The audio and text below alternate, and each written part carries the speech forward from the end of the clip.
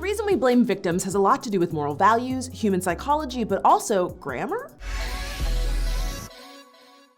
No matter what bad thing happens to you, whether you get your wallet stolen, get food poisoning, or have a tree branch fall on your parked car, you can be certain someone, somewhere is going to blame you for what happened. They'll say things like, well, you should have put your wallet in a different pocket.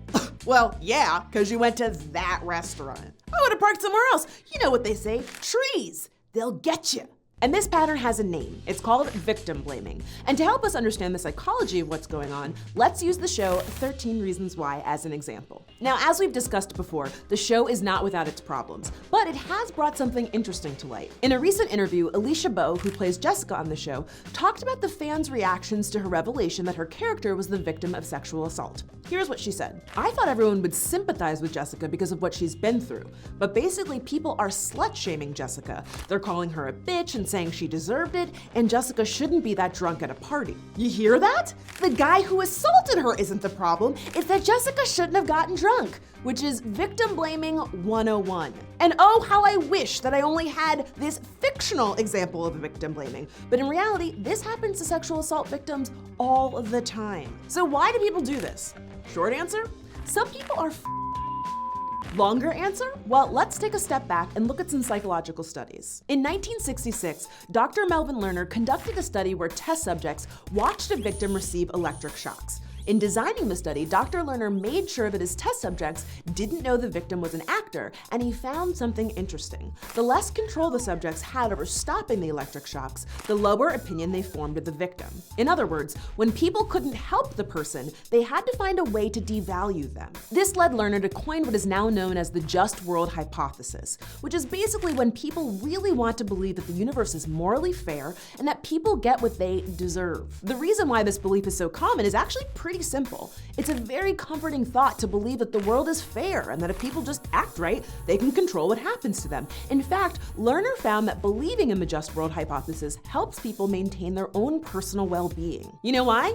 Because it sucks to accept that terrible things just happen sometimes and there's nothing you can do about it. And while I'm not going to defend people who victim blame, accepting that bad things happen for no good reason is actually kind of terrifying because it means accepting the possibility that something awful could happen to you or the people you care about. Instead, it's much easier to say what someone should have done in a situation where you already know the terrible outcome. Basically, anytime you hear someone or yourself say anything that starts with, she should have blank, if only he had blank, if she hadn't done blank, if I were in that situation, I would have blank, they're blaming the wrong person. And a big part of the reason why is because they're talking about the wrong person. And this can be fixed with basic grammar. What do I mean? A 2016 study narrated hypothetical crime scenarios to almost 1,000 participants. One of those scenarios wasn't that different from our 13 Reasons Why example. The scenario went like this. Lisa was approached by Dan at a party. Dan gave Lisa a drink spiked with Rohypnol. Later that night, Lisa was assaulted by Dan. And what they found was that framing the story from Lisa's perspective made people more likely to blame her for not avoiding the assault. But they also found something very helpful.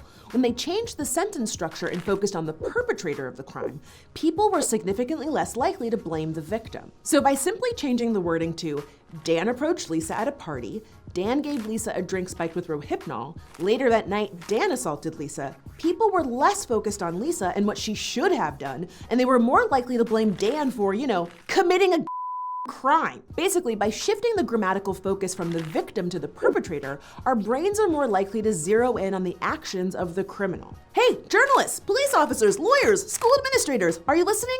Focus on the perpetrator. At the end of the day, it's easier for people to dehumanize and blame those they can't help. But fortunately, by adjusting the way we talk about these awful events, we can help shift the perspectives of people around us and shift our own. Thanks for making our 5th season a great one. We'll see you next time right here on Decoded.